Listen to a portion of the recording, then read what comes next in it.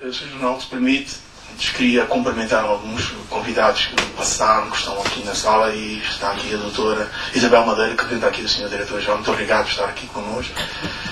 Queria também, cumprimentar a doutora Maria João, do Departamento do Gabinete Jurídico, e mais outros convidados. Portanto, e antes de passar a palavra ao Sr. Jornal, pedi ao membro do Conselho Nacional, Mário Dias, que lesse a biografia, naturalmente, o currículo do Sr. Jornal. Ora bem, boa tarde, senhores convidados, caros associados. Eu vou ler, não é o currículo do Sr. General, senão passaríamos o resto da tarde, mas é uma síntese curricular sumaríssima, porque senão isto demorava imenso tempo. Ora bem, o Sr. General José Alberto Loureiro dos Santos é natural de Vilela do Douro, freguesia de Passos, concelho de Sabrosa, distrito de Vila Real. Assentou praça na Escola do Exército em 1953 e passou à reserva em 1993. Oficial de artilharia, habilitado com o curso de Estado-Maior e o curso de comando do Estado-Maior do Exército Brasileiro, doutoramento em Ciências Militares.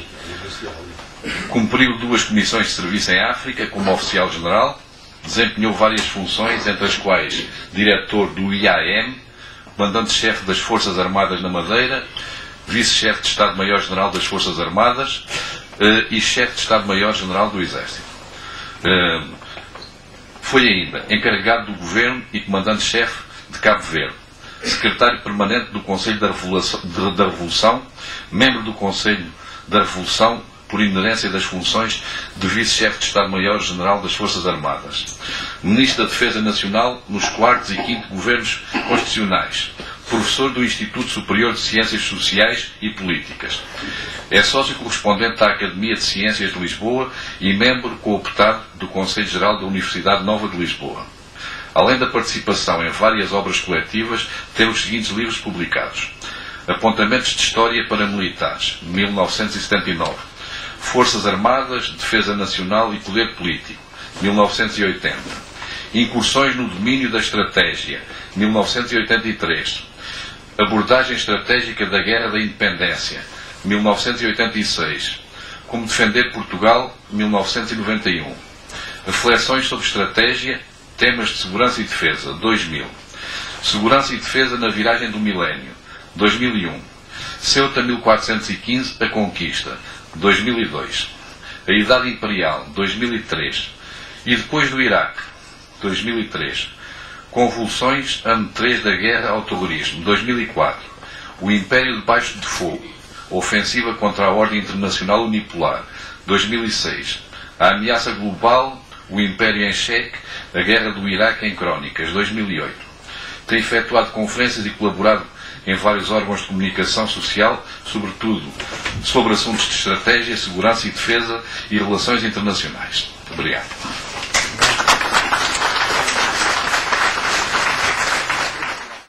O Presidente Arruda convidou-me para falar sobre condição militar. E eu tenho honra, conforme disse, mas simultaneamente penso que seria desnecessário falar sobre condição militar nesta casa, porquanto os suficientes das Forças Armadas são o exemplo vivo dos sacrifícios que comportam a condição de militar. Isto é, se e quando houver alguém que duvide da necessidade de olhar para aqueles que servem e serviram a pátria como militares, tiverem dúvidas sobre isso, então a gente deve mandá-los olhar para os oficiais das Forças Armadas, porque eles são, de facto, o rosto vivo da condição militar.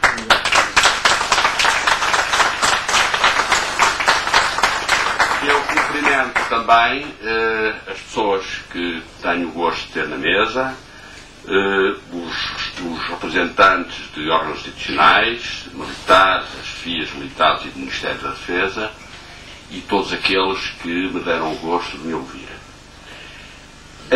Eu começo por dizer que afasto completamente a possibilidade de, no regime democrático, a legislação e tudo aquilo que se refere à condição militar, nomeadamente os deficientes, ter um percurso análogo ao percurso que nós ouvimos aqui dizer por quem fez a história deste decreto, a um percurso semelhante àquele que teve no Estado Novo. Portanto, nós temos que ter esta postura, porque é evidente que não haverá ninguém no universo daqueles que têm sido e são responsáveis políticos de Portugal no regime democrático, passar a ideia de um percurso semelhante. Portanto, nós situamos-nos num patamar diverso do patamar em que se situavam os militares e os civis e os responsáveis políticos durante o Estado Novo.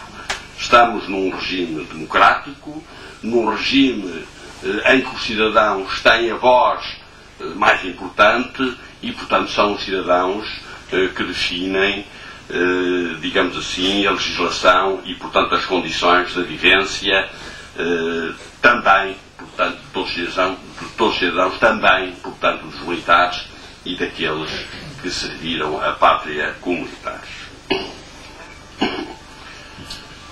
O cumprimento das características e das obrigações da condição militar repercutem-se a um universo que é constituído por todos, conforme eu disse, foram ou são militares. Esse universo é composto por uma série de setores. Os militares no ativo, os militares na reserva, os militares na reforma, os ex-combatentes, os deficientes das Forças Armadas. Portanto, há aqui um conjunto de componentes no universo, no global do universo, a que se aplica a condição militar. E de partida, eu gostaria de chamar a atenção para que o facto de não haver suficientemente rigor no cumprimento das obrigações da condição militar a um dos componentes repercute-se negativamente em todos os outros componentes. Eu exemplifico.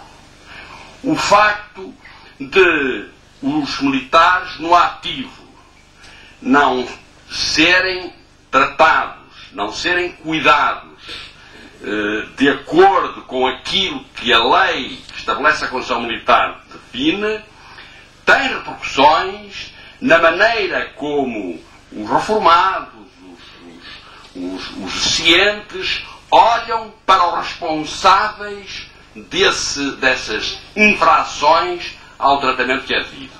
Assim como o inverso é verdadeiro. O facto dos cientes das Forças Armadas não serem tratados conforme deve ser, em função da condição militar, tem repercussões negativas nos militares, no ativo, naqueles que estão em funções. Porque eles, de certa maneira, olham para os reformados, olham para os antigos combatentes, olham para os cientes das Forças Armadas como eles próprios. Por qualquer militar do ativo se pode ver, mais tarde, numa daquelas situações. Portanto, há vasos comunicantes muito fortes entre todos os componentes do universo da condição militar.